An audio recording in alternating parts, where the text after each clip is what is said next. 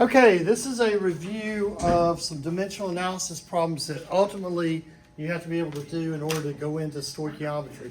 When we say stoichiometry, technically stoichiometry deals with quantities of reactant to product. So if you're saying how much of this reactant do I need to make so much product, or how much product can be made from so much reactant, that's full stoichiometry, okay? And that's usually several steps. In order to get to that, though, we have to be able to do a simple conversion. So we have a sheet that was passed out in class today. I'm going to do a couple of sample problems with you. Let's do the one that says convert 4 grams of H2O to moles. Okay? So we're going to convert it into moles. All right? Before we can do any of these conversions, we have to know these facts, that 1 mole of any element or compound is equal to the total mass for that compound or element. If it's a gas, it takes up that much volume, 22.4 is our standard. And if we're asked how many atoms, if it's an element, or molecules, if it's a compound, then we're dealing with Avogadro's number, which is the 6.02 times 10 to the 23rd. All right, so for Avogadro's number, you can kind of use the word atoms and molecules synonymously. It's the same thing, okay? We use the word molecules if it's a compound, atoms if it's a single element.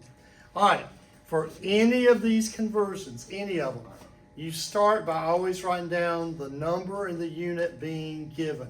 So that makes it a little easier to get started every time. So we just look at the problem and we say what number and unit are being given. Well, we're trying to convert 4 grams of water, all right, H2O.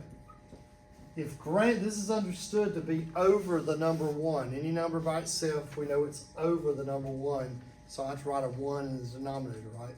The denominator is understood to be a 1. All right, if I want to get rid of grams of water, H2O, then on my first, in this case, my first and only conversion factor, I'm going to put whatever unit I start with, grams of water, on the bottom in the denominator. And that way I can cancel them out, okay? Now, you can ask yourself, oh, can I go directly from grams to moles? And this is a pretty easy problem. So fortunately, you can go directly from grams directly into moles, all right? Because I know that 1 mole, and now you know, 1 mole of anything should be equal to that thing's total mass, right? So 1 mole of water is equal to, and then this is where you have to use your periodic table to add up the masses of each element, okay? And for our purposes, I'm going to tell you to round up each element, and we'll assume it's that particular isotope that we're talking about. So if you look on your periodic table, hydrogen's mass is rounded as 1. So we'll say we're talking about that isotope of hydrogen. But we have 2 hydrogens in 1 molecule of water, so we have to account for 1 gram twice. And then oxygen is rounded to 16 grams. So water has a total mass of 18 grams. 18 grams. All right. Now all I have to do is cancel grams, because like cancels out like, and cancel the unit, but not the numbers, right? So, and just do the math. So I'm going to say 4 divided by, because it's 4 times 1 is 4. So 4 divided by 18, and I get 0.2, I carry it to the hundreds, 22 moles of water. I would always encourage you to, any calculation, just to make sure, double check it, do it twice. So 4 divided by 18 is 0.22. All right, so that one's pretty straightforward. I did the given. I always write the given, the number of the unit being given in the problem. Write the given first. Then you're going to multiply by some conversion factor. that's going to enable you to get rid of the unit you don't want and replace it with the unit that you do want. All right? And for these, it's as simple as that. All right, one more sample. Let's try on our paper, it's number 4. Number 4 says convert 100 grams of what we call copper sulfate pentahydrate to moles, okay? And you don't really, if you didn't know what copper sulfate pentahydrate, if you're not familiar with that chemical, it doesn't really matter. You just, as long as you're able to add up the total mass of it. All right, so let's look at this one. So if I want to convert 100 grams of copper sulfate, technically copper 2 sulfate, because sulfate's -2, copper's +2. That's just a review of nomenclature. All right, so it has a times 5H2O. So we call that chemical copper 2 sulfate pentahydrate. It's hydrated. All right, now I want to convert it to moles, into moles. All right, same old, same old. We're going to write down the number in the unit being given.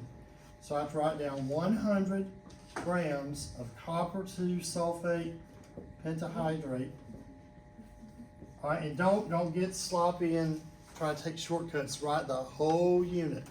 All right, so whatever unit we start with has to go on the bottom in order for the 2 units to cancel. Okay. Oops.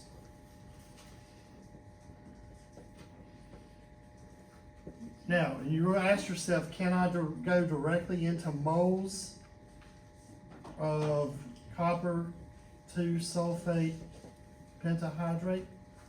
All right. Yes. But I'm going to have to add up the total mass for that. So be real careful when you're adding it up. It's a large molecule, right? So go to the periodic table and find the mass of copper. You have 1 atom of copper. How many sulfurs do we have? Just 1. 1 sulfur. Oxygen, we have 4, because 4 is right there at the subscript. Now, how many over here, though, oxygens do we have? It means that you have 5 more. So you're going to have to say 4 oxygens, and you might be tempted to multiply, but don't do it, don't multiply. It does have like a dot there, but do 4, and if there's an additional hydrate section, you got to add the 5 to the oxygen. So 5 plus 4 makes 9. So 9 oxygens total. And then 10 hydrogens. So hydrogen, you got 10 of them. Now, oxygen, we're going to say rounded, its mass is 16 grams. Hydrogen, rounded, is 1 gram. Sulfur, if you look at your periodic table, if you round the mass, it's 32 grams. If we're talking about that particular isotope. Copper is 64 grams. So this one's a large molecule. All right, so when I add them all up, I'm gonna get 64 plus 32 plus 9 times 16 plus 10, and I get 250 grams. And when you look up, even if you didn't round it, if you were to use the average masses of all those molecules, it's going to round to 250. So I know that's correct. So 250 grams would be the molecular mass of that compound. All right. So all you do is add up 1 copper, 1 sulfur, 9 oxygens, because you have 5 and then you got to add 4 more, and then 10 hydrogens. All right. And again, all we have to do is say 100 divided by 250, and you should get 0.4. And again, I would encourage you to cross out your identical units, and I like to circle my final one just to make sure I know I'm done. All right, the problem asks you to go to moles, and that's what you should be left with. So these are all one step in terms of the number of conversion factors you're going to use.